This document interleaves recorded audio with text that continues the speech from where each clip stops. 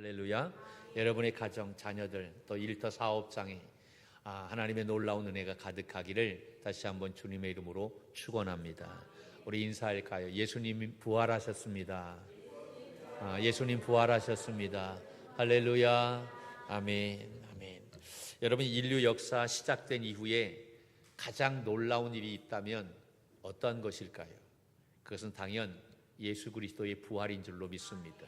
엄청난 일들이 굉장히 많이 있죠. 아무리 엄청난 일이 있다 할지라도 예수님의 부활과는 비교가 될 수가 없습니다. 죽음이 마지막이라고 생각했던 인간들 앞에 가장 기쁜 소식이 있다고 한다면 그것은 예수 그리스도를 통해서 영원히 살 수 있다라고 하는 이 부활의 기쁜 소식인 줄로 믿습니다. 여러분, 모든 종교는 이 두 가지 사실을 전하고 있어요. 두 가지 사실을 전하는데 한 가지는 바로 뭐냐면 우리의 행위의 표준인 윤리와 도덕입니다.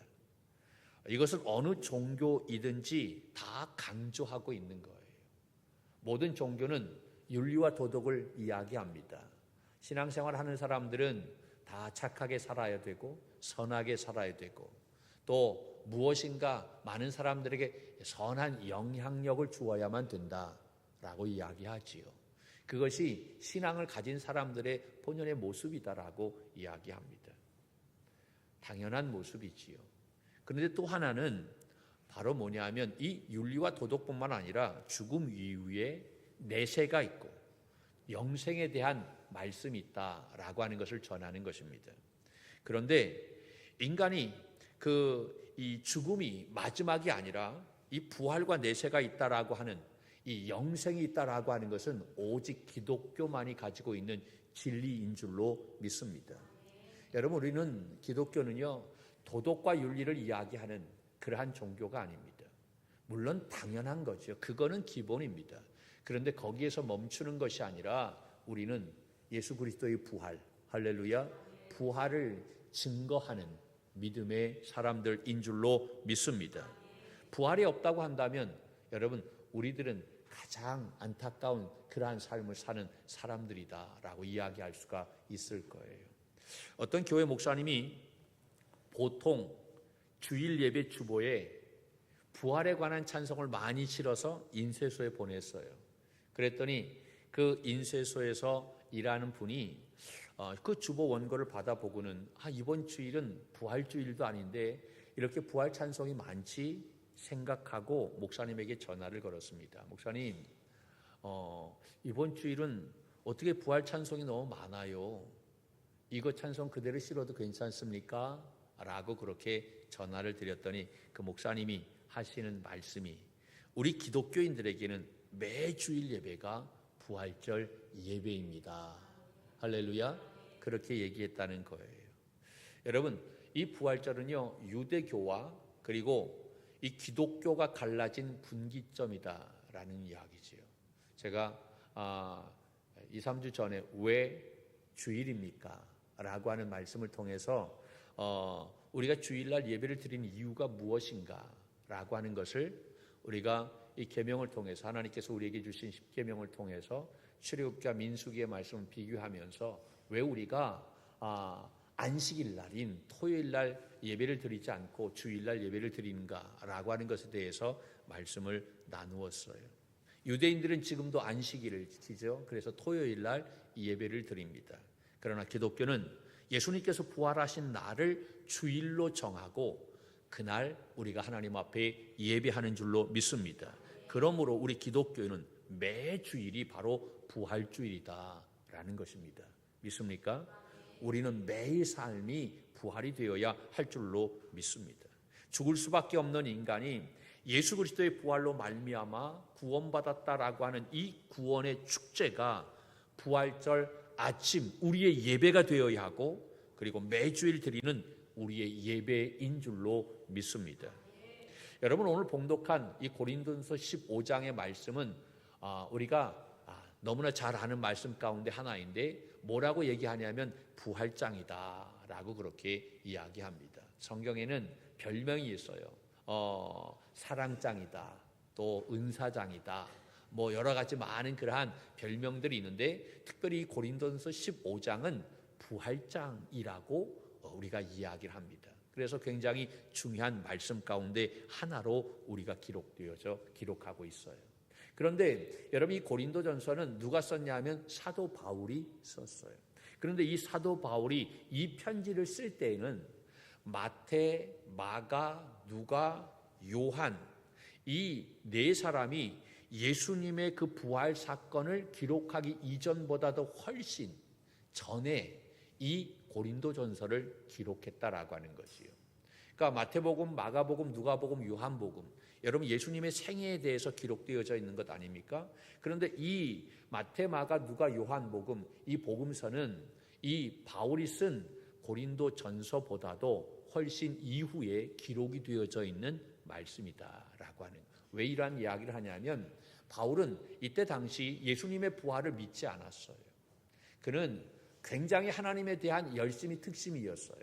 그렇기 때문에 예수님이 하나님의 아들이다라고 하는 것을 받아들일 수가 없었던 거예요. 어떻게 예수님이 하나님의 아들이 될 수 있어? 이건 신선모독이야 라고 생각했던 것입니다. 그리고 예수님이 부활해? 말도 안 되죠. 어떻게 인간이 부활할 수 있어? 죽었다가 살아나? 말도 안 되는 이야기지. 그래서 예수 믿는다라고 하는 사람들을 잡아서 옥에 가두고 죽이는 일에 앞장섰던 사람이 바로 누구였느냐? 사도 바울이었어요. 그러니까 바울이 되기 전에 그의 이름이 바로 누구였습니까? 사울이었지요. 사울이었다는 거예요. 그래서 사도행전 7장 말씀에 보면 스데반이 돌에 맞아서 순교하게 되어지는데 그때 그 모든 일들을 주관했던 사람이 바로 누구였느냐? 바로 이 사울이었다는 거예요. 그는 스데반을 돌로 죽이는 일에 앞장섰고 그리고 저 위에 있는 다메섹에 또 예수 믿는 사람들이 있다라고 하는 이야기를 듣고 공회에서 체포영장을 받아가지고 다메섹까지 가서 그 사람들을 잡아서 죽이기 위해서 이제 가고 있는 길이었어요. 다메섹에 거의 왔을 때 그때 부활하신 주님이 그에게 나타납니다. 하늘로부터 강한 빛이 그에게 둘러싸이게 되어졌어요. 그리고 하늘에서부터 큰 음성이 나타나게 되어집니다. 어떠한 음성이 나오게 되었냐면 사울아 네가 왜 나를 박해하느냐 라고 하는 엄청난 그러한 이 음성이 들리게 되었던 것. 다른 사람들은 들을 수 없었어요. 오직 그 사울에게만 이 음성이 들리게 되어졌다는 것입니다. 그는 떨면서 두루 넣어서 뭐라고 얘기하냐면 주여 누구시니까? 그렇게 묻자 그 음성이 들리기를 나는 내가 박해하는 이 예수다. 나는 내가 박해하는 이 예수다 라고 말씀하셨어요. 그 부활하신 주님이 그를 만나게 되었던 것입니다. 그에게 나타났던 것입니다. 그 이후에 그의 인생이 완전히 달라졌어요. 사울이 바울이 되어졌어요. 새 사람이 되었어요. 부활의 생명을 얻게 되어졌던 것입니다. 그리고 그는 부활의 진리를 가는 곳마다 전하는 전도자가 되었던 것을 볼 수 있습니다. 여러분 예수님의 부활은 우리에게 복음이 되는 줄로 믿습니다. 복음이 바로 무엇입니까? 굿뉴스라고 이야기하죠. 기쁜 소식이다 라는 이야기입니다. 우리에게 있어서 가장 기쁜 소식이 무엇일까요? 어떤 목사님들이 그래요. 손녀가 있는데 이제 조금 있으면 또 손자가 나온다고 합니다. 그러니까 얼마나 좋냐, 얼마나 기쁘냐라고 이야기해요. 물론 좋지요. 기쁩니다. 그런데 아무리 이 세상에서 여러분 기쁘고 감사한 일이 있다 할지라도 여러분 예수 그리스도의 부활보다 더 기쁜 소식은 없는 줄 믿으시기를 바랍니다. 아멘 하시지요? 할렐루야. 그래요. 예수 그리스도의 부활이 우리에게 가장 기쁜 소식이 된다라고 하는 그 이유가 바로 뭘까요? 왜 예수 그리스도의 부활이 우리에게 가장 큰 기쁨이 되느냐? 여러분 히브리서의 말씀을 통해서 우리가 이야기를 나누었지만 예수 그리스도가 우리의 대제사장이 되셔서 하나님이 임재해 계신 지성소에 들어간다고 그랬어요. 그 지성소에 들어가는데 그때는 자기의 피로 지성소에 들어가셨다. 그래서 그것이 바로 무엇이다? 예수 그리스도의 십자가다라고 이야기하죠. 그런데 그 예수님이 자기의 피로 하나님이 임재해 계신 그 지성소에 들어가셔서 거기에서 우리의 모든 죄를 다 해결하고 거기에서 살아서 나오시게 될 때에 우리의 모든 죄가 다 용서받게 되어진다. 할렐루야. 여러분 이 말씀을 기억하시지요? 믿습니까? 여러분 거기에서 살아 나오셔야만 우리의 모든 죄가 다 용서받게 되어진다라고 하는 거예요. 그러니까 예수 그리스도의 부활이 왜 우리에게 가장 큰 기쁜 소식이 되어지느냐? 그것은 이 부활이 우리의 죄가 용서받았다라고 하는 증거이기 때문인 줄로 믿습니다. 할렐루야. 그래서 기독교의 신앙이 바로 예수 그리스도의 부활에서 온전하게 된다라고 하는 거예요. 여기서 온전하게 된다라고 하는 것은 완전하다라고 하는 거예요. 예수 그리스도의 십자가로 말미암아 우리의 구원이 시작이 되어졌고, 그리고 예수 그리스도의 부활로 말미암아 우리의 구원이 완전하게 된 줄로 믿습니다. 십자가만 있어서는 안 돼요. 이 십자가 바로 부활이 있어야만 우리의 구원이 완성이 되어진다라고 하는 거예요. 기독교에는 굉장히 훌륭한 신학이 있습니다. 또 뿐만 아니라 철학이 있어요. 모든 학문의 철학이 굉장하다라고 얘기하죠. 그 철학 위에 무엇이 있느냐면 신학이 있어요. 여러분 철학과 신학이 다른 이유가 뭔 줄 아십니까? 할렐루야. 빨리 좀 얘기해라 라고 하는 것 같아요. 철학은 답이 없어요. 자꾸 추구해 나아가는 거예요. 근데 신학은 답이 있어요. 하나님이 계시다 라고 하는 그 명제를 놓고 이야기하는 거예요. 그러니까 신학이 어려운 거예요. 그 답을 추구해 나가는 거니까. 철학은 너도 모르고 나도 몰라. 그냥 논리가 더 정확하다고 얘기해야 할까요? 더 논리가 아주 귀한 사람들이 그 사람의 말이 맞는 것 같아. 그런데 답이 없어요. 그런데 신학은 답을 정해놓고 하나님은 살아계시다. 그거를 놓고 이야기하는 거예요. 그러니까 굉장히 어려운 거예요.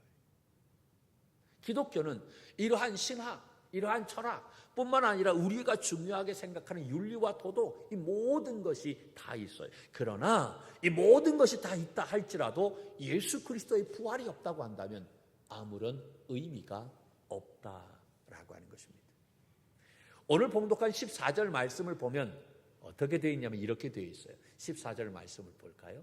같이 보죠. 시작. 그리스도께서 만일 다시 살아나지 못하셨으면 우리가 전파하는 것도 헛것이요 또 너희의 믿음도 헛것이며. 예수 그리스도의 부활이 없다고 한다면 우리의 하나님 모든 것들이 다 헛되다라고 하는 거예요. 오늘 드려지는 이 예배도 다 헛된 거예요. 의미가 없는 거예요. 19절 말씀을 보면 뭐라고 되어 있는 줄 아십니까? 오늘 봉독한 19절 시작. 만일 그리스도 안에서 우리가 바라는 것이 다만 이 세상의 삶뿐이면 모든 사람 가운데 우리가 더욱 불쌍한 자이리라. 여러분 부활이 없다고 한다면 우리가 가장 불쌍한 사람이다라고 하는 거지. 아마 그 중에 제가 제일 불쌍한 사람일 거예요. 그렇잖아요. 부활이 없다고 한다면 무슨 의미가 있겠어요? 이 예배가 뭔 의미가 있겠느냐라고 하는 거지. 우리는 헛수고 하는 것이다 라고 하는 거예요. 예수님께서 동정녀 마리아에게 나신 것도, 갈릴리에서 많은 사람이 가르치신 것도, 소경을 고치고 앉은뱅이가 일어나고 죽은 자를 살리시고 십자가에 못 박아 돌아가신 것도 예수 그리스도가 부활로 말미암아 여러분 이 모든 것이 우리에게 복음으로 다가오게 되는 줄로 믿습니다. 만일 예수 그리스도께서 십자가에 달려서 영영 여러분 죽으셨다면, 돌아오시지 않았다면, 부활하시지 않았다고 한다면 예수님의 그 3년 동안의 공생에 여러분 그 모든 것들이 다 의미가 없다는 것입니다. 그러나 예수님께서 사흘 만에 부활하셨기 때문에 동정녀 탄생이 의미가 있는 것이고, 예수님의 교훈이 의미가 있는 것이고, 모든 기적이 의미가 있는 줄로 믿습니다. 오늘 우리가 이렇게 기쁨으로 예배할 수 있는 것도 부활하신 주님이 계시기 때문인 줄로 믿습니다. 할렐루야. 그래서 예수 그리스도의 부활이 우리에게 큰 복음, 기쁜 소식이다라고 하는 거예요. 두 번째로 예수 그리스도의 부활이 우리에게 복음이 되는 이유는 부활이 교회 선교의 내용이기 때문에 그래요. 선교의 내용이다, 이 말은 전도의 내용이다라고 하는 거예요. 여러분, 교회가 무엇을 전하기 위해서 세워졌습니까? 교회가 무엇을 전하기 위해서 세워졌나요? 그것은 바로 예수 그리스도의 부활인 것입니다.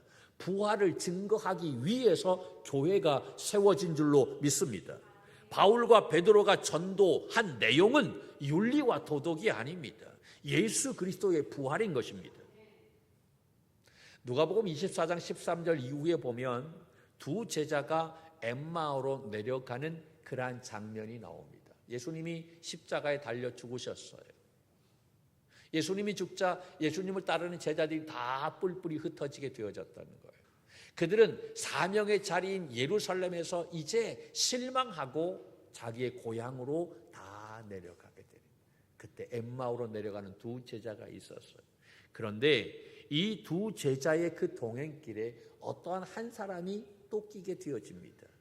그 한 사람이 나타나서 두 사람과 같이 이야기하는 거예요.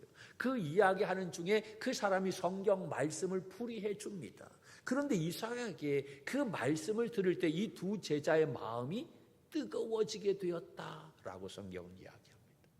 예수님이 십자가에 달려 죽음으로 말미암아 그들의 마음이 실망해서 그들의 마음이 식어서 좌절과 낙심을 가지고 고향으로 내려가는데, 실패한 마음을 가지고 내려가는데, 그런데 그 이상한 분이 나타나서 말씀을 풀이해 주는데 그 식었던 마음이 뜨거워지는 역사가 일어나게 되었던 거예요. 이제 날이 저물어서 어느 주막에 들어가서 함께 식사를 하는데 그때 제자들의 눈이 밝아지게 되어졌어요. 그들은 깜짝 놀랐어요. 그것은 지금까지 동행했던 그 사람이 바로 부활하신 예수 그리스도였던 것입니다. 할렐루야. 그들의 눈이 밝아지기 전에는 그 동행한 그분이 예수 그리스도인 줄 몰랐다는 거예요.